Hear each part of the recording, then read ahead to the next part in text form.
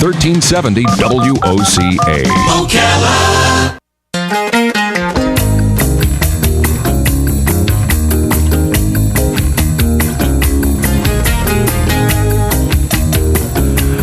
All right, 5 minutes after 11 o'clock, and thank you for tuning in this Tuesday morning. Robin, one of the things that we have tried to do in the segments of the morning show during which we debate other people is we've tried to understand that the person with a differing opinion is intelligent. And we have hoped that they would consider us intelligent, and so that a mutual agreement of respect, if not agreement on the topic, would at least open our minds to considering the fact that maybe the other person has something to offer that we need to consider, and maybe we're the ones who are wrong, right? Yes. Oh, boy, that just sounds like we're so in control, doesn't it? The truth is we're not. We're humans, and we become, emotional, and it goes everywhere. And maybe in a controlled environment like a radio show, we can do that better. But what about in the less controlled environments, like you're with somebody who you love and you have a conflict, or maybe you're a boss, or especially a new boss. I have a real quick story I want to tell you. I had a friend who was promoted to be a boss, and I worked in the same company he did. And the one thing he hated was when the people who used to be his coworkers suddenly looked at him different, and actually he had some run-ins. I remember, I know this sounds very, very immature, but I remember one of the guys who was now, what do you call somebody under you? And subordinate? It almost sounds bad. Sounds like a bad word, right? Yeah, your employee. Your employee. Yeah, but he wasn't. Okay, but anyway, so the guy threw his coffee at my friend. He just tossed a cup of coffee at his shirt, and oh no, it wasn't hot or anything, but it was just like so embarrassing. And the guy walked out, and my friend just said, "I don't know what to do. I don't know what to do. I'm just having such a hard time with this." That's when he needed a guy on his shoulder, like Robert Ferguson. Mm-hmm. Robert Ferguson is our guest. He is one of two authors of a book called Making Conflict Work, Harnessing the Power of Disagreement. And I guess I've covered a couple of different ways we disagree, whether it's a controlled disagreement like a debate on the radio or something like I just described. Peter Coleman and Robert Ferguson. Robert is a psychologist and executive coach who has provided consulting and training to organizations including Credit Suisse, I guess that's here in America, and Merrill Lynch and Aegon. I'm probably saying all those things wrong. Robert Ferguson. Good morning, Robert. How are you? Good morning, Larry. I'm very good. Where are you? I am in Durham, North Carolina, but I think I'd like to let you know that I graduated from University of Florida, so I'm a Gator. Yeah, Go okay. Gators. All right. And I grew up in Sarasota, Florida, so count me in as a Floridian. Oh, okay. So let's start with that conflict right there. The Gator Seminole conflict. I mean, you're at a party. I've seen this, and you've seen it too, right? Where you're kidding me. You two are actually arguing because of this. I mean, to the point of being mad, right? Well, you've already made some good points with your stories, Larry, and I also have to say that your 10 o'clock guest, Randy Susan Myers, was fantastic. She sure was. Wow, you were listening, huh? I was listening, and I was very interested in that, and both her stories and your story about, if I got it correctly, the boss threw the coffee at the subordinate. Yes, and it is a subordinate, right? That's not a bad word, right? Mm-hmm. I can't find a better word yet, so that's the one. That's the one we. Wait. Did I make it understood backwards? The subordinate is the one who threw the coffee. Oh, okay. Got that wrong. Threw it at the did that subordinate continue to work there? Yes, because my boss felt like he handled he was sort of my boss, but he felt like he handled it wrong, and he actually went to the guy's home and apologized.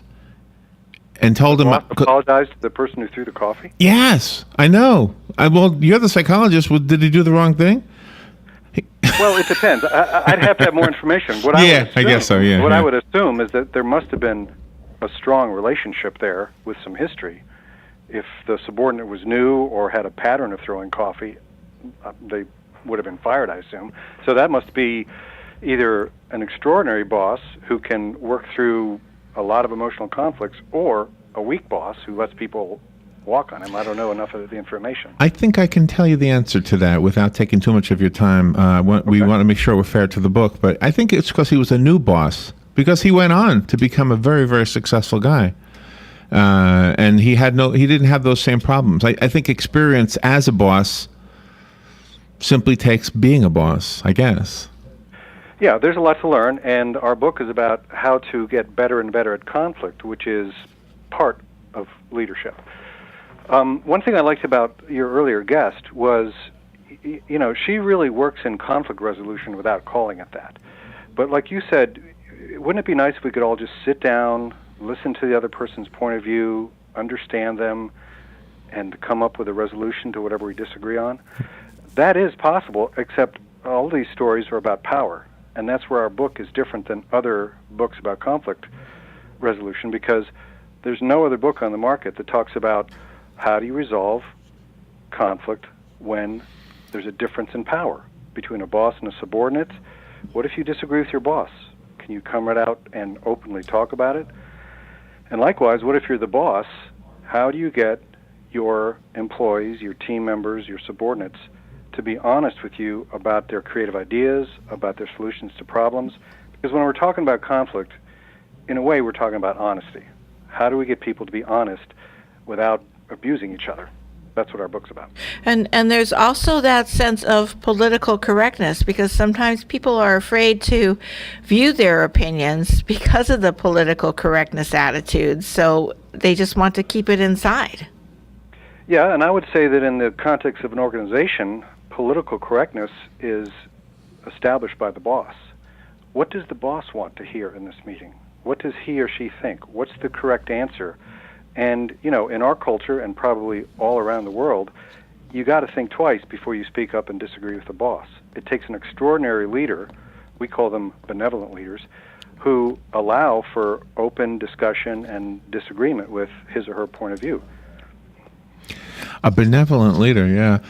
I often think that in the U.S. Congress, the relationship that our Congress and Senate have with our president, that we need that. We need somebody who can step in and do that. And the way it's designed, a president is a president for 4 or 8 years. I don't know that 4 is enough. 8 might be enough to finally get that. But I mean, to become really good at being the boss takes a little time. Will the book help to speed up the process?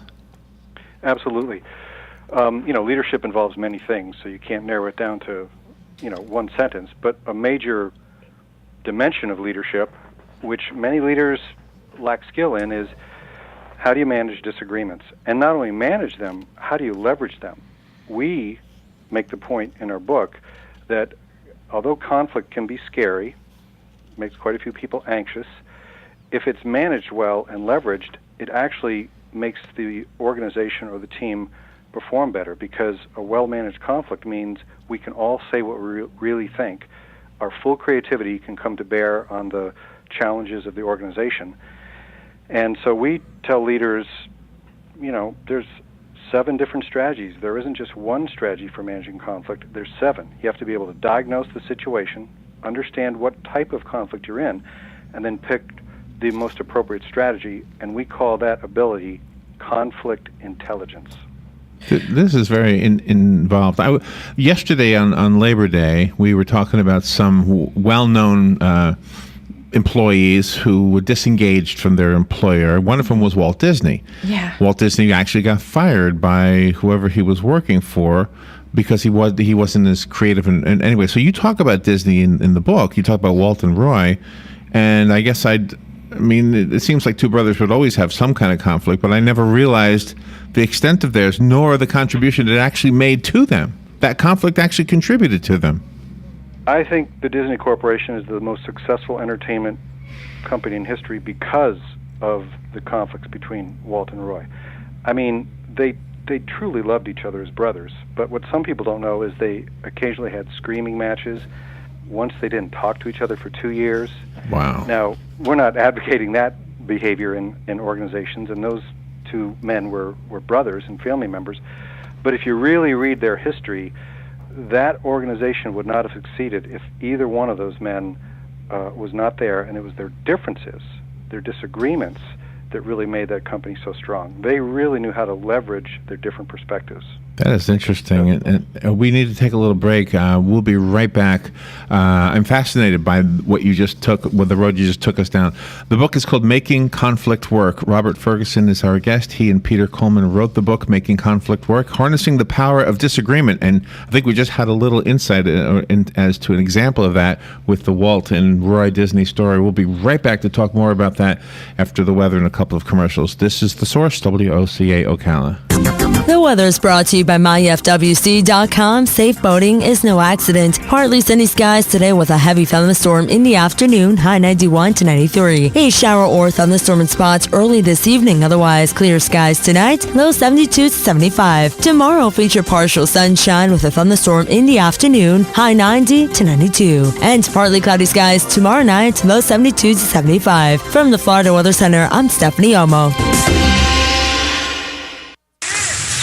Hey Adam, those burgers gonna be done before summer's over?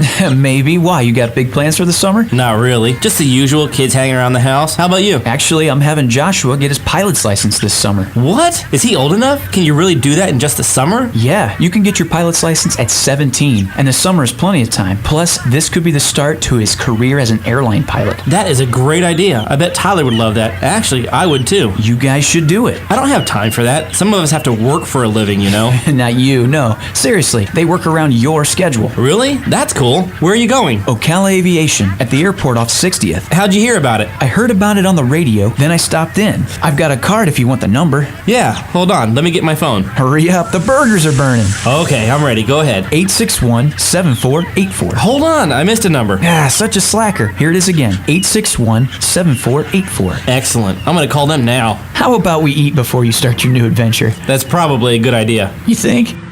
Keep up with what's going on in the downtown area with Ocala Downtown Newspaper. Delivering thousands of newspapers to businesses in the downtown area, Ocala Downtown is there to keep you informed. They even have Tom's Picks, a free referral for people who are looking for a company to do work for them. Tom's Picks will refer the company that fits your needs, and all we ask in return is that you tell them where you heard about it. It's simple. For more info, just call Tom's Picks, 352-804-1223, and pick up your copy of the Downtown Ocala newspaper today. Now read Ocala Downtown Newspaper online. All right, thank you. 17 minutes after 11 o'clock, Robert Ferguson is on the phone. He's talking to us about his book, Making Conflict Work, Harnessing the Power of Disagreement. And Robert, I have a question for you that I was thinking about during the break. Okay. If disagreement is kind of like the pressure that makes a diamond, trying to use probably a bad metaphor or something like that. But I mean, if that actually is good, do we want to purposefully interject that into our jobs or into our lives? The short answer is yes. If let's say you're on a team in an organization, if nobody's disagreeing, if there isn't any of that pushback or that pressure, I actually think that was a pretty good metaphor you used. If there's no pressure and there's no disagreement, it's unlikely that the members of that team are really speaking their mind. So like I said before, when you talk about conflict, you're partly talking about honesty, creativity, and innovation. Now, we don't advocate argument for argument's sake, and we think screaming at people or throwing coffee, we just label that abuse, so there's no room for that. But yes, creativity is not fully possible if people don't push back against each other to get the best idea. Is it competition or is it ego? An example of the competition that I've always heard is that in the Beatles, John Lennon and Paul McCartney were competing with each other, which is why their music kept getting better and better. Well, actually, the most flourishing team, and let's just take the Beatles as an example for a minute, it's actually a combination of cooperation and competition. We might sometimes be tempted to say, oh, cooperation is the only way to really work together. But competition could be very healthy if it's constructive competition. And most teams, whether it's the Beatles or a manufacturing team or a group of teachers in a school, really, if they're really thriving, they're partly competing and partly cooperating. That's how they succeed. Do good leaders or good bosses prepare for different scenarios in advance every day when they wake up? Do they go over their head like this might happen today? Because sometimes when people are blindsided with things, they either become very meek and just take it, or else they get very brash and bold and start yelling without having any reasoning. Those are two great examples of the main dysfunctions that leaders end up doing, either being meek and doing nothing or being dictatorial and abusive. So the answer to your question is yes. Most leaders, if not when they first wake up, probably on their way to work or in the beginning of the day, start thinking about the relationships around them, the goals, what do we need to accomplish today, what are we facing.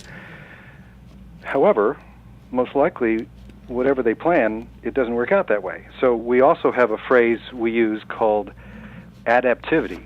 And we advocate leaders being essentially ready for anything. What's the situation I'm walking into right now? And if it changes on a dime, how can I change my response? Versatile, adaptive leaders succeed. I took a CPR class a few times in my life, and the one thing that the instructor will say is that if there's a group of you, one of you has to decide who the leader is. And I've often thought, in administering the CPR and making the 911 calls and whatever else is necessary. And I've often thought that, what if it was a group of all alpha males? Every one of them is going to want to be the leader. Yeah. And in my own world, I know my place. I know where I am okay at being the alpha male, and I know where I need to step back and say, okay, here, I'm at somebody else's house. This is not my house. They become the alpha male right now. Or the alpha female, whatever. I'm not trying to be sexist, but you know what I mean. I mean, I think as people who try anyway to be better all the time and recognizing, because I think I know that Robin and I compete with each other, and I think that helps a lot. Mm-hmm. We don't have conflict actually, but we compete, and I think it makes it better, but I know where to draw the line. Maybe it's because we've done it for so long. Well, you probably have conflict that you're not calling conflict, because one of the myths of conflict is that it's about screaming or, carrying on. But most conflict is kind of low level. You would just call it a disagreement or a different perspective. So, two spouses, two employees, they probably disagree several times during the day, but it never escalates to the point of screaming. But going back to your question about CPR, in alpha males, I think you could put a bunch of very dominant, call them alpha males, together, and if they're trained to deal with that situation, they would know who's in charge at that minute, whether it's the U.S. military or an EMT. During crisis, you're right, during a crisis, somebody has to be in charge and give orders. And if someone can't do that, someone else needs to step up and do it, because, in CPR, a person has seconds to live. Yeah. Most situations in organizations, whether it's schools or government agencies or corporations, and we cover all of those in our book, they're not CPR-like situations. They're not life and death. They're not emergencies. And so cooperation and competition mixed together is probably a way to get the best results. Whereas, as you say, when it's life and death, somebody needs to take charge.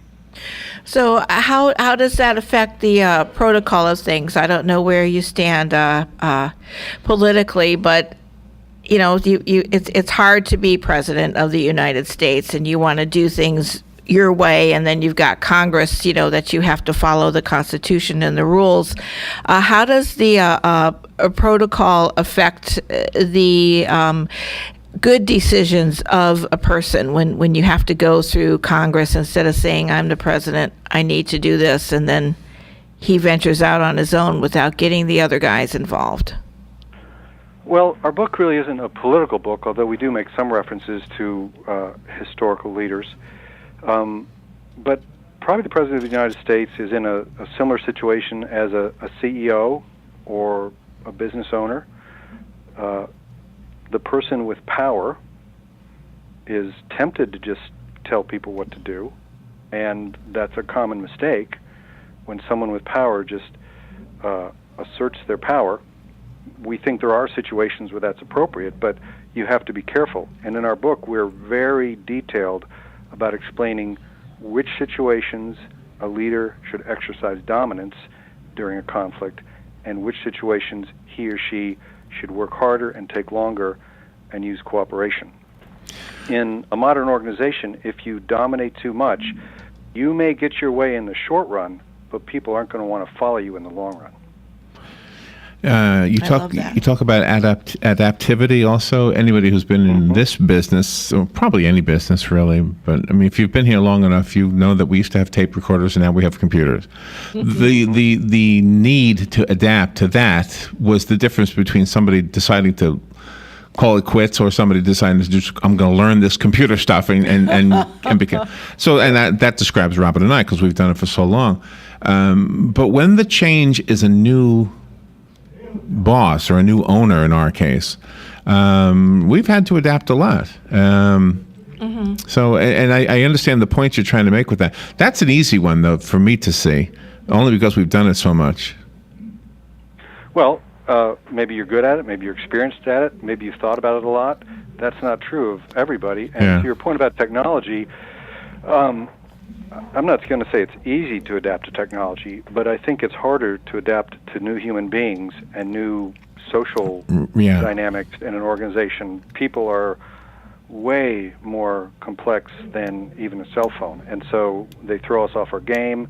They remind us of our father or our high school football coach, and we start reacting to people in ways that might make the conflict not go so well. And so part of adaptivity is, especially in the human realm, is self-knowledge.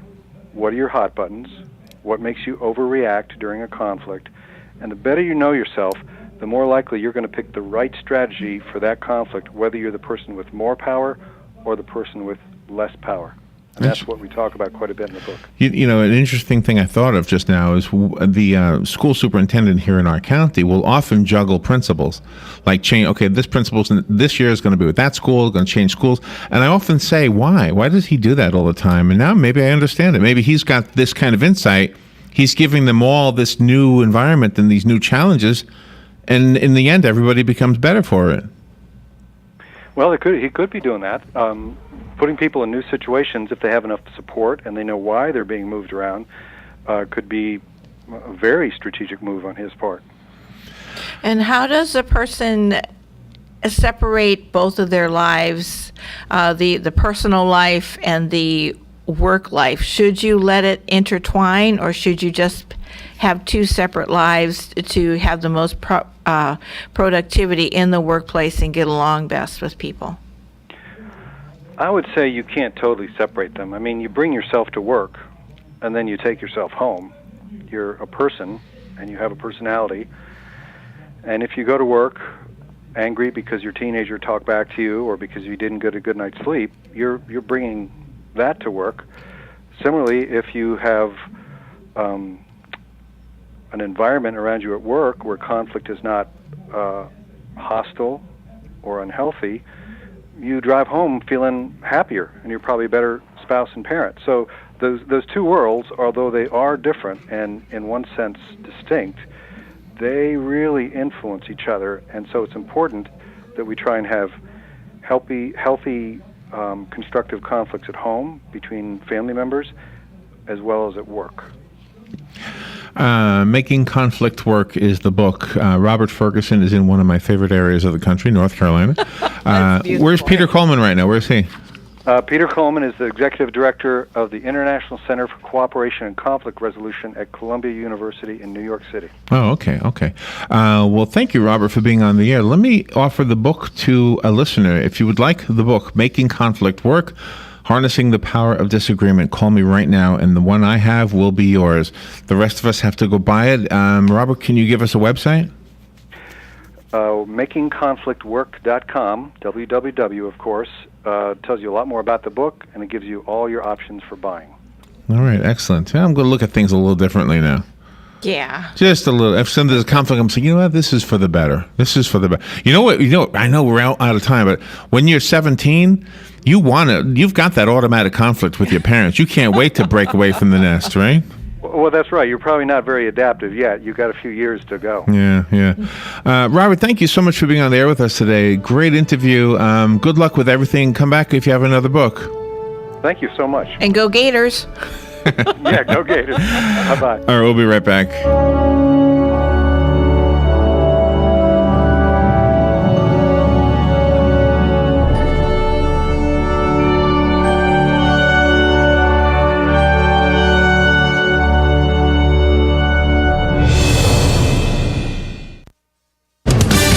Fox News Radio, I'm Lillian Wu. The top leader of an extremist group in Somalia under fire by our military after the group carried out an attack on an interrogation center in Mogadishu over the weekend. A senior U.S. defense official tells Fox News the